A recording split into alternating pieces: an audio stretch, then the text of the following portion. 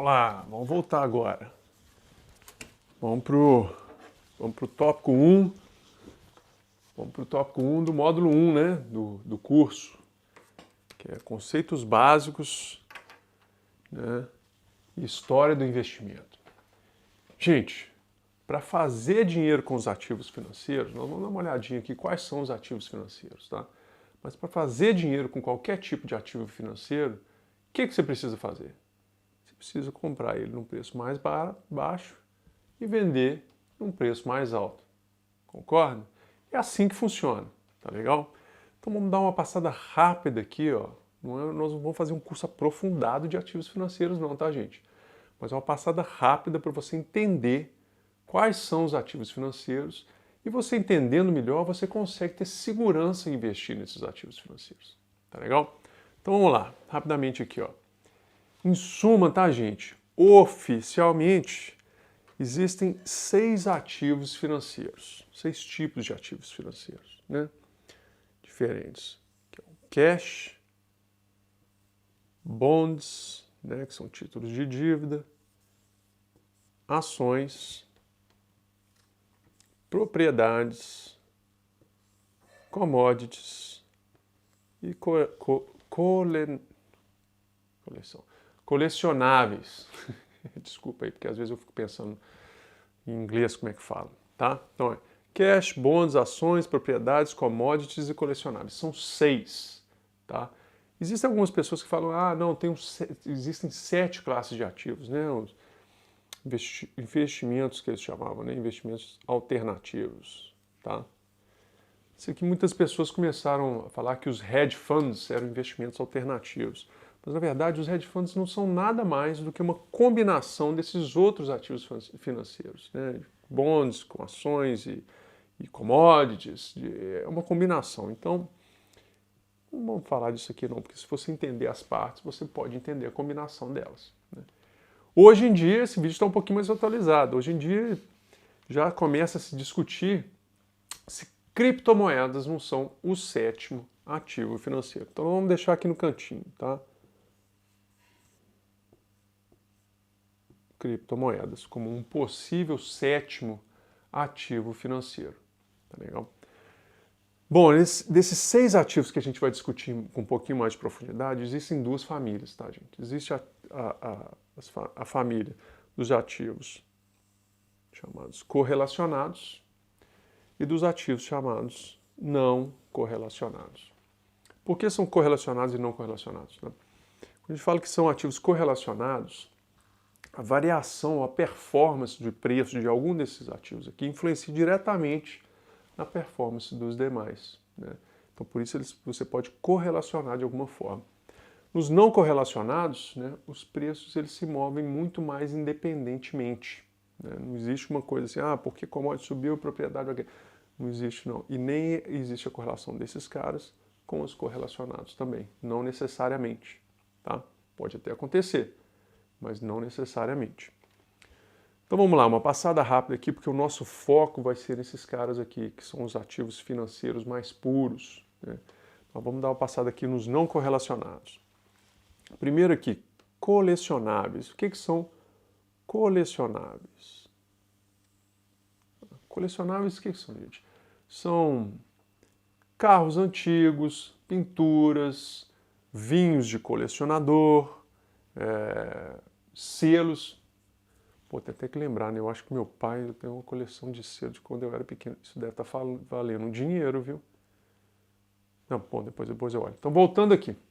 Colecionáveis, tá? São todas essas coisas que gente muito rica leva para leilões, tá? Levam para leilões, vendem e fazem dinheiro com aquilo, tá? Não é a nossa especialidade colecionáveis não, tá? A gente não vai aprofundar nisso aqui não.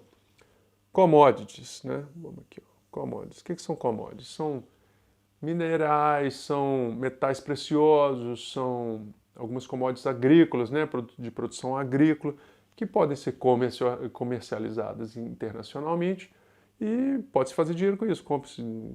Compra num preço mais barato e vende num preço mais caro e as pessoas podem fazer dinheiro com aquilo. Propriedade, que são os imóveis, né? Imóvel físico, tá, gente? Imóvel físico. Imóvel não, tem fundo imobiliário, não sei o que, não é imóvel também. Não, fundo imobiliário não é imóvel. Fundo imobiliário, encaixa aqui, ó. São ações, tá legal? Então vamos lá, imóveis. Para você fazer dinheiro com imóvel, gente, você precisa de pelo menos 2, tá? Imóveis aqui, propriedade. Precisa de um para morar e um para você fazer dinheiro, né? Você vai alugar, você vai vender, comprar outro, vender, comprar no preço mais barato, vender mais caro. É assim que se faz dinheiro com imóvel. Então você precisa de 2. Tá? Então vamos aqui, ó, para os ativos ativos correlacionados, desculpa. Cash, bonds e ações. O que são esses? Mas para que a gente está falando desse estudo de ativo aqui, né, gente? Então vamos aqui, ó, um exemplozinho rápido. Só que desenhar no gráfico para vocês entenderem um pouco melhor, tá? Isso aqui é um gráfico de valor no tempo. Tá? Para que eu desenhei esse gráfico de valor no tempo, né? Porque tem uma coisa que a gente tem que sempre se preocupar, né? E é um dos maiores motivadores para a gente investir dinheiro, né? Existe uma coisa que é chamada inflação. Tá vendo essa linha tracejada aqui, ó? Essa é a inflação. Por que ela está subindo? Porque ela está inflando, né? Está aumentando de tamanho. O que é a definição de inflação? O que é inflação para você? Sabe qual que é a definição de inflação?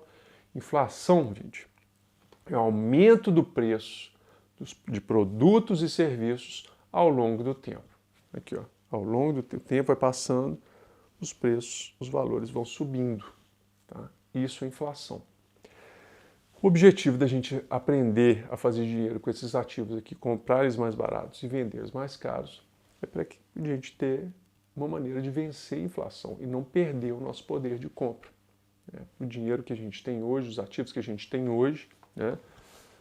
Poderem proporcionar o mesmo nível de compra, o mesmo nível de vida, alguns anos ou algumas décadas no futuro. Tá? Então esse é o principal objetivo. Aqui a reta inflação, que vai ser o nosso benchmark mínimo, sempre. A gente quer ganhar na inflação, mas projeto multiplicação é ganhar muito mais do que a inflação. Mas vamos lá. Cash, tá, gente? O que é o cash? Cash tem 2 papéis, 2 tipos de cash. Vamos imaginar aqui, vou dar um exemplo, tá, um pouco mais prático para vocês. Vamos dizer que hoje uma latinha de Coca-Cola nos Estados Unidos custe $1. Né? Nós vamos falar sempre aqui, tá, gente, de moeda forte, porque a gente for falar de real, a coisa é um pouco mais complicada e não é o nosso objetivo investir em real. Tá? Não é o nosso objetivo investir em real, a gente quer investir em moeda forte. Então uma latinha de Coca-Cola hoje custa $1. Vamos dizer que você tem $100. Então $100 hoje você consegue comprar 100 latinhas de Coca-Cola. Né? O cash tem 2 papéis que eu falei, né? Ou você pegar uma nota de $100 e colocar no cofre ou debaixo do seu colchão, né? E outra é você deixar ele depositado no banco. Vamos dizer que você deixa debaixo do seu colchão, né? Uma nota de $100. E vamos supor que a inflação em dólar, como a média histórica, né, da inflação em dólar é 3% ao ano. Daqui a 20 anos, mais ou menos, tá, gente? Só para arredondar, se a inflação da latinha de Coca-Cola for 3% ao ano, daqui a 20 anos, uma latinha de Coca-Cola vai estar custando não mais $1, vai estar custando $2. Isso mesmo, 3% ao ano, ela dobra de preço em 20 anos. Então, o que isso quer dizer? Seus $100, quanto que ele vai estar valendo daqui a 20 anos se a inflação for 3% ao ano? Aí que fica pegadinho. Continua valendo $100, valor mesmo. Poder de compra foi corroído pela inflação. Se a latinha de Coca custa daqui a 20 anos $2, $100 vai conseguir comprar 50 latinhas de Coca-Cola. Né? 100 dividido por 2, 50 latinhas de Coca-Cola. Ou seja, seu poder de compra foi corroído pela metade, deixando o dinheiro debaixo do colchão. Então, qual que é a segunda alternativa para o cash? Você depositar esse dinheiro no banco. O que é um depósito bancário, gente? Depósito bancário, você está emprestando o seu dinheiro para o banco. Você está emprestando o seu dinheiro para o banco. O seu dinheiro não fica numa caixinha separada com o seu nome lá dentro, não. Tá? Quando você deposita o seu dinheiro para o banco, você empresta esse dinheiro para o banco e o banco usa o seu dinheiro para fazer mais dinheiro. Né? Desde os primórdios da história é assim que acontece. Os bancos ofereciam segurança para quem queria depositar o dinheiro lá. Uma vez depositado, eles usavam esse dinheiro e emprestavam para outras pessoas que cobravam taxas de juros muito maiores do que aquelas que eles remuneravam quem depositava o dinheiro lá. E a mesma coisa sempre foi assim. E esse, de modo simplório, claro, simplificado, é assim que o banco faz dinheiro. Ele pega o seu dinheiro e empresta para outras pessoas a taxas maiores e te paga uma taxa menor. Essa diferença é o lucro do banco. Então vamos lá. Você deixou o dinheiro no banco. Historicamente falando, tá, gente? Historicamente falando, essa taxa, esses juros que o banco paga pelo depósito bancário, pela renda fixa, pelo savings, né, a poupança em inglês, ela vai muito próxima, ela evolui muito próxima da inflação. Ou seja, o cash, né, ele tem uma evolução aqui bem próxima da inflação. Vai acompanhando mais ou menos a reta da inflação. Ou seja, se você deixa o seu dinheiro num depósito bancário em moeda forte, existe grande possibilidade de você conseguir manter o seu poder de compra no futuro. Tá? É aqui que vai levar o seu cash. Mas os seus 100 dólares, eles vão continuar comprando as mesmas 100 latinhas de Coca-Cola. Provavelmente eles viraram 200 dólares em 20 anos. Mais ou menos isso aí é o que a história nos diz. Tá? Agora você não consegue comprar mais latinhas de Coca-Cola, não compra o mesmo tanto. Né? Você não aumentou o seu poder de compra. Então agora vamos falar de outros ativos aqui que podem aumentar o seu poder de compra. Que são os bonds, que são títulos de dívida, e as ações, mercado de ações. Vamos lá, deixa eu mudar a cor para ficar um pouco mais legal aqui, para ficar um pouco mais interessante. Vamos falar de bonds aqui em vermelho, mais ou menos, né? Tá, bonds, gente, são títulos de dívida. O que é um título de dívida? É um tipo de renda fixa, tá, gente? Mas que pode variar. É uma renda fixa que varia. Olha que coisa interessante. Né? Então vou explicar como é que é isso, o que é uma renda fixa que varia. Bonds, gente, é um título de dívida que é o seguinte: os governos ou as empresas, se eles querem se financiar, querem juntar capital para financiar suas operações, para fazer investimentos e tudo mais, eles podem ir para o mercado e emitir títulos de dívida, né, papéis. Né? Lá atrás você comprava um papel, né, carimbado, bacana, por exemplo, o governo tal está emitindo esse título de dívida e ele vai pagar 5% ao ano, né, nesse título. E é um título de 5 anos, vamos dizer. É um exemplo, 5% ao ano, 5 anos. O que isso quer dizer? Você pagou, vamos dizer, se você pagou 100 dólares para esse título de dívida do governo, né, americano, vamos dizer assim, que é um título de 5 anos, 2027, vai vencer em 2027. É tudo hipotético, tá, gente? Vai te pagar 5% ao ano seguinte. Custou 100 dólares. Isso quer dizer que todo ano você vai receber 5% de juros desse título. Se você continuar como dono do título. Né? Comprou o título ali, 100 dólares, no primeiro ano ele te paga 5. No segundo ano ele te paga 5. No terceiro ano ele te paga 5. No final de 5 anos você recebeu 25. Isso é renda fixa. Né? Renda fixa. Todo ano você está recebendo 5%. Né? Então o que acontece? Se você segurar esse título até a maturidade, que é o final, né, o prazo do título, daqui a 2027, se você for dono dele, você pode voltar para o governo, entregar o título e ele te devolve os seus 100 dólares. Então o que aconteceu? Os seus 100 dólares, né, que você investiu no título do governo, viraram 125 dólares lá na frente. Mas esse título do governo, gente, olha que coisa interessante, essa parte de renda fixa, ele é variável. Por quê? Ele pode ser vendido antes da maturidade. Então, se vier uma pessoa e fala assim, pô, Daniel, quero pagar nesse seu título aí 105 dólares. Mas, peraí, eu paguei 100, pô, bacana, vou vender. Então você pode vender o título e essa pessoa vira o novo dono do título e vai receber os juros, não mais você. Então pode ser que nos primeiros 6 meses, né, você decida vender o título e ele esteja mais caro do que você comprou. Ao mesmo tempo, pode acontecer de ele estar mais barato. Se ninguém quiser comprar os seus títulos, né? Se a oferta for muito grande no mercado, a demanda for pequena, se o ambiente de juros mudar, também não vamos entrar muito em detalhe, mas esse valor desse título pode cair, pode valer 95. Né? O governo lá que te vendeu o título, ele te garante pagar a senha só no final de 5 anos, não é no metade do caminho, não. Então os títulos são líquidos, mas na metade do caminho esses valores podem variar. Né? Então, ó, vou representar mais ou menos aqui essa renda fixa variável. Tá? Então, existe essa variação no curto prazo. Tá? Mas se você segurar esse título no longo prazo, a tendência é realmente que ele te dê um resultado melhor do que o cash. Aí é que eu faço a pergunta. Por que os bonds, né, os títulos de dívida, te dão um resultado, te dão um juros melhor do que o cash? Ah, por que você não... Por que mais a receita? Não, gente, a resposta simples para isso é o seguinte: se desse menos do que o cash, ninguém ia comprar bonds, todo mundo ia deixar o dinheiro no banco. Essa é a resposta, tá? Rápida e simples. Por que os bonds no longo prazo vão te dar mais do que cash? É isso, é essa simplicidade. Agora vamos para o terceiro ativo aqui correlacionado, que é o foco do nosso curso, multiplicação, né? Que são as ações.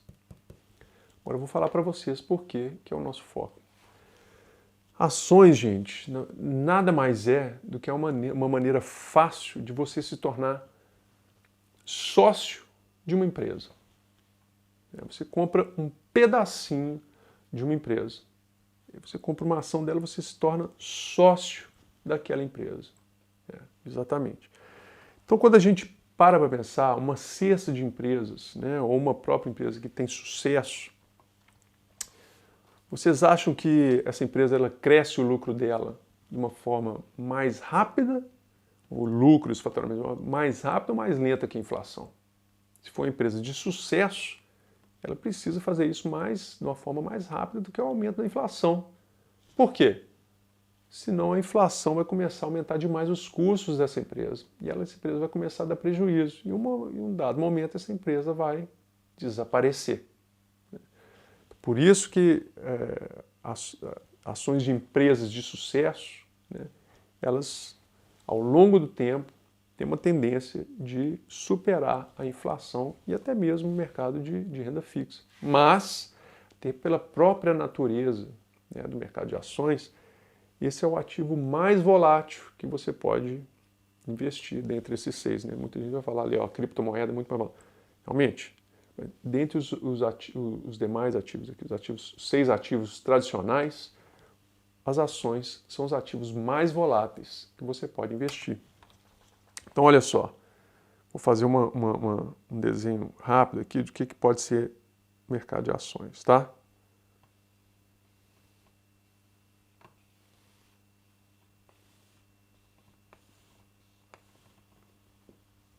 É mais ou menos isso aqui.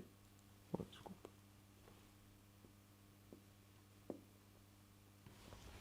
Tá? Esse é o mercado de ações.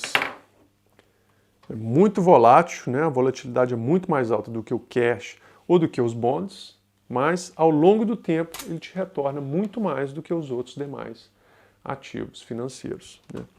Isso é uma outra lição importante, é o seguinte: a gente começar a separar o que é curto prazo do que é o longo prazo.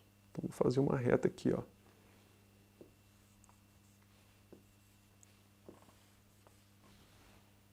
Isso aqui é o curto prazo. Vai depender com quem você conversa e a definição de cada um, tá, gente? A minha definição de curto prazo, olha que coisa chocante, né? Curto prazo no Brasil é 6 meses, 3 meses, 1 ano.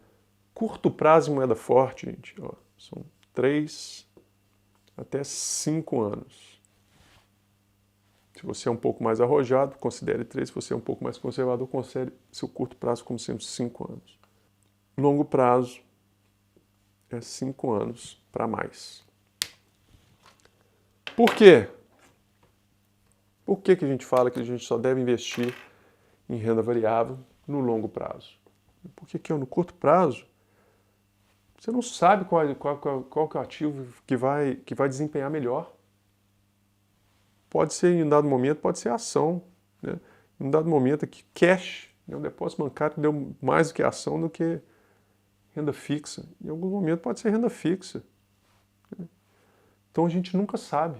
E isso aqui realmente é muito imprevisível. Muito, muito imprevisível. Né?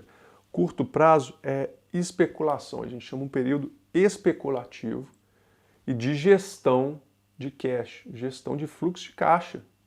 Né? E esse período aqui. Então, mais uma vez, reforçando, se você quer investir em renda variável, seu horizonte tem que ser maior do que 3 a 5 anos, para você ter uma grande certeza que você vai ter retornos muito melhores do que qualquer outra classe de ativo. Está entendendo? Está entendendo por que agora curto prazo ele é tão longo? Porque ele é cheio de incertezas.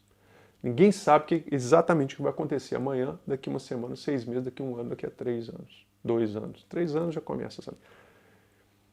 Quanto mais longo o seu período de investimento, né, que você mantém o seu capital investido, maior a probabilidade dessa diferença entre cash bonds e ações, né, títulos e ações, ser mais diferenciado. E seu sucesso é exponencial ao longo do tempo. Entenderam aqui, gente? Então vamos aqui, ó, vamos uma recapitulação rápida. Então a gente tem 6 ativos, né, financeiros: cash, bonds, que são títulos de dívida, ações, propriedades, commodities, collectibles. E tem um 7º ali, que eram os hedge funds. Hoje muita gente considera o 7º ativo como criptomoeda. O objetivo de entender esses ativos financeiros é fazer dinheiro. Como é que a gente faz dinheiro? Comprando eles num preço mais baixo e vendendo num preço mais alto. É assim que a gente faz dinheiro. E a gente quer, preferivelmente, fazer mais dinheiro do que a inflação come o poder de compra. Né? Ao longo do tempo, a inflação é o aumento do preço dos serviços e dos produtos ao longo do tempo. Né? Cash, você deixa debaixo do colchão e ele vai perdendo poder de compra, ou deposita no banco e ele vai acompanhar a inflação mais ou menos. Títulos de dívida, eles vão te pagar uma renda fixa, mas eles podem ser negociados no mercado secundário, podem variar de valor, mas no final eles provavelmente vai te dar mais do que o cash, porque senão ninguém compra o título da dívida. Não é sem risco também, tá, gente? Eu lembrei aqui, ó. Título de dívida não é sem risco. Se o emissor desse título ele quebrar, seja uma empresa ou seja um governo, você pode perder esse valor, né? Pode ir a zero. Ações são os ativos mais voláteis, né? É uma maneira fácil de você se tornar sócio de um pedacinho, comprar um pedacinho de uma empresa, ser sócio daquela empresa e participar do crescimento da empresa. Se a empresa vai bem, se a empresa cresce, é porque ela está conseguindo aumentar os seus faturamentos, seus lucros acima da inflação. E ao longo do tempo eles tendem a ter a tendência que esse resultado, né, esse retorno, seja muito melhor do que cash ou títulos de dívida. Fechou? Rapidamente aqui, então, nos não correlacionados: propriedade, commodities e colecionáveis. Colecionáveis aqui é coisa de leilão, coisa de rico. Commodities, minerais, metais preciosos, commodities agrícolas, podem ser vendidos, comercializados. E propriedade, para fazer dinheiro, propriedade, você precisa de pelo menos 2. Uma para morar e uma para comercializar, seja com renda ou seja vendendo e comprando. Tá legal? Memorizou? Vamos lá. Então vamos agora para um pouquinho de história do investimento no segundo subitem do módulo 1. Até já! E aí, gostou do conteúdo? Então compartilha, deixa o seu like e o mais importante, siga o nosso canal para não perder nenhuma aula desse módulo. Nas próximas semanas, toda segunda e quarta-feira, tem conteúdo novo por aqui. Te vejo em breve.